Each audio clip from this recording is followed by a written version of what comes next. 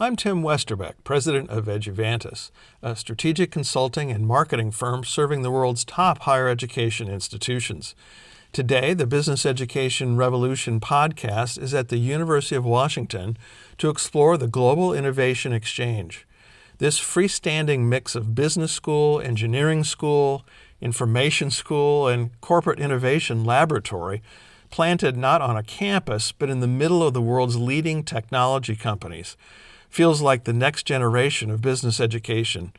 Sean Carr is CEO of GIX and has a passion for what he views as, well, the future. What you've put together here is very interesting. It's nice to tour around and sort of see the physical facilities that explain a lot about how you approach things here.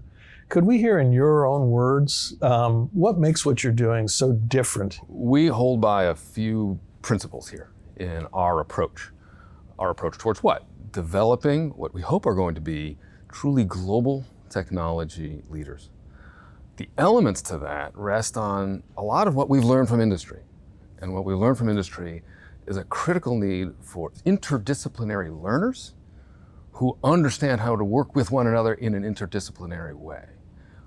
Learners who are also learning through project-based learning. So project-based is another core principle of our approach. There's such demand for all of these aspects of how people learn so they can develop the skills that are necessary to work as the world of work evolves in many, many ways. And a lot of institutions, I think, business schools, engineering, others, are working hard to have better relationships with companies. They're looking to have sort of experience-based learning, and those are some of the common words that you hear in terms of how schools talk about themselves. One of the reasons it's been able to be successful has been an intentionality around these big sort of features of the program, being interdisciplinary, being project-based and highly applied, and being integrated and connected with industry partners. Those are each of those things, and yes, they are words that are commonly shared among many different programs. We don't own the words, but what we have, I believe, done a very good job of here, and that is distinctive, is the way in which we execute in each of those areas. Because of the intentions of when this was founded, that it was going to be interdisciplinary from the beginning. It's not, well, let's take a business program and then add in people who are engineers, or take an engineering program and add in people who are business. Like, we see that, and that's very common, and that can be very, very valuable. This was, let's have it be born interdisciplinary. Let's have it be born, in a way, global. Our entire curriculum is a pathway to this major capstone experience, which goes on for 6 months and is team-based. That's what I mean by an intentionality. Now, you're still an independent entity within the university environment, even though you have close associations with a lot of different enterprises, the business school, the engineering school, information, et cetera. And you're also offering really a spectrum of things, ranging from non-degree programming to development, professional development, and actual degree programs. How does that work? Is that something that's difficult for you to do? It is difficult. Anything that doesn't fit the model, at institutions that are 100, in some cases 200 years old, trying to do things a different way is challenging. It's possible to break out of the traditional silos, and that's in fact why GIX was created and was initially launched squarely within the president's office, not being solely within one school or another. So we aim to sort of draw from the best of both worlds, the innovation and applied nature of being close to industry, and yet the sort of depth of research, and University of Washington is a powerhouse research institution, being able to draw from that and the great faculty that they have to sit at that intersection. Now, all of the intents and aspirations that you've talked about here, which are what you're trying to achieve with what you're doing, do sound much like a model, and it's a model that's emerging. Is it a model for let's say, the business school industry to be able to say we have to operate differently to get to these kinds of outcomes? Are people giving you feedback like that? I do hear often that the many, certainly within the world of management education, see aspects to what we do as being very different from what one typically sees. And having been at a business school myself at another university for some time, I understand some of the constraints, like why it's hard to work closely with different departments and disciplines within a college or a school of engineering or other schools within the university context. That's challenging. What I would say in terms of GIX being a model is the very deliberate nature by which it was launched. Multiple schools, multiple faculties coming together with intent to do something different, as opposed to, well, let's take a program we have and then bolt on this feature or that feature. Yes, that's easier, but the results can be less impactful. Ultimately, the proof of concept at GIX rests in what its many corporate partners say about its unique value. My name is Vaishnavi Ranganathan. I'm a senior researcher at Microsoft. Could you tell me, just to start off, what your job involves?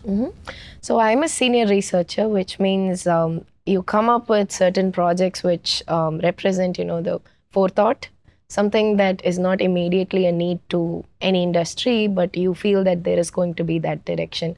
AI was that like 5-6 years ago, right?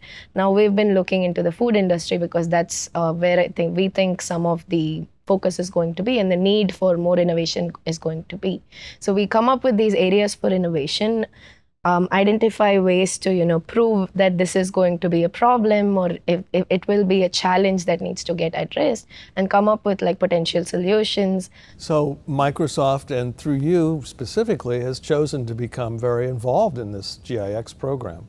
And can you tell me a little bit about why? What I've learned is working with the students here, especially the GIX students, which consists of various backgrounds that they come with, their expertise and whatever skill sets they bring, is a complete team that can take up this particular task. And it's a pleasure to work with them to get that honed, created. And it's also an organic machine, if I may, because we get involved, but a lot of the time the students are the ones driving how they tackle this problem and how they go about interviewing people or like creating something that works for them.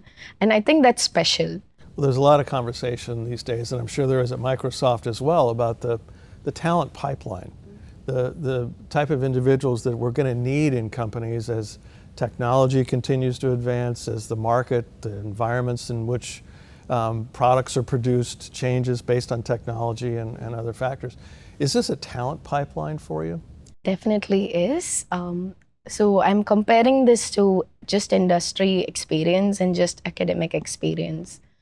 I think in academic, you get more freedom to innovate, but then you don't have that impact factor, right? Like you don't have something solid you have to deliver at the end. Whereas industry is like the whole other extreme. You've got to deliver something because you're expected to return. But there's very little room for innovation there. This program especially, I think, brings the two together. You've got the best of both worlds, which is you've got this room to innovate, albeit within a short time, where you do need to get an output. And I think the environment that is built, like they have access to maker spaces, they have access to literally anything they need. If it doesn't exist, I guess it gets made available. That is really inspiring because they get to use all of that to develop on their project goals, and it enables them to do that in a short time. Is there anything else you'd like to say that I haven't asked you that you think aligns with what we're talking about here? I had one point, right? So this was my first year, previous year, 2023 was my first year with GIX. We are going to have a continued project. And I think to someone like me who sits between industry and academia already, I'm a researcher in industry. This is a place where I see the energy. Like when I come to work with students at GIX, it gets me really excited because I know there's like progress even within a week, and I know they have exciting questions. We have something that we can tackle together. It keeps me on my toes. And I think we need that because as you grow in your career, that energy level, like on average, just drops. I feel there's more responsibilities, there's less room for like, hey, I'm really pumped about this. But this like brings that back up, and I really value that. And I think for anybody who's looking to get that excitement out of something, this program is really beneficial.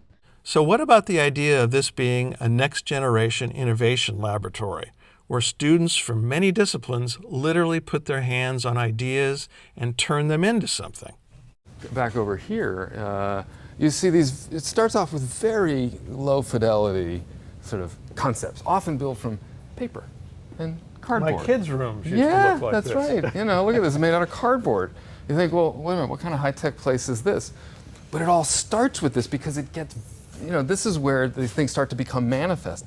Then they turn into far more sophisticated, like over here, printed circuit board lab. Oh, here we go. This looks very high-techy. So they're developing their own printed circuit boards in here. So that's how technical this gets on the hardware side. And that's the other unique feature of our program is often places, even in engineering, it's either software or hardware. And there's not a lot of back and forth. That's why robotics is a big theme, because that's where you bring the two together. But along the way, they're not just learning the technology, but they're learning how it can be applied in the real world, talking to consumers, talking to end users all along the way. Any other sort of cool examples you'd like to show me of things going on here that are... Yeah, well, this is our woodworking shop back here. But the most important thing about this space, as fun as it is, and as heavily used as it is, it's not the machines. It's the guys who sit back here. So it's two things. It's one that is fully staffed, that is available to our students 24/7. Staff isn't here 24/7, but everything here is. Because what you find at a lot of places, either there are maker spaces that are kind of a bolt-on, or you'll find, I often see that there are research labs that are quite extensive, but they're walled off. They're walled gardens just for some faculty member. You have to ask permission. You know, when we bring students here or applicants here, and we say, guess what? All this is yours. Well, so I was struck also by how just open the place is. That's right. And it feels like the culture's like that too. That's right. That it's free flow, try things. We want them to, I mean, they have to be trained. Like, you're not going to use a laser cutter like this without some training. Or, you know, this is our Kern laser, it gets even, and some of these are just really kind of industry leading. There it is. I just got to see this thing. Like, this requires, there's the line here. You know, they can do some very sophisticated work in here. Tell me what this is. Yeah, this is basically a very sophisticated laser cutter. So you can cut through steel. Doesn't come up too often, but you could if you wanted to. And that's kind of the point, is to be able to say to our students, is there something you want to try? You know, as you know, Vaishnavi was saying, like, you know, each student team, they get a $10,000 budget. You know, and the notion that she referred to, yeah, so as part of the sponsorship package, I'm just going to close the door. As part of the sponsorship package, the funding that's provided by the sponsor, $10,000 of that goes directly to the students to buy whatever they need, or to do a research study, or to build a website, or whatever. What's clear is GIX represents a model like I haven't seen, emerging as an exciting confluence of technology-focused learning, hands-on creativity, and innovation, combined with corporate interaction at a serious level of rigor, engagement, and accountability. And it's a model that couldn't have come along at a better time than when new solutions to the complex problems and opportunities brought about by the explosion of technology challenges business to think differently like never before.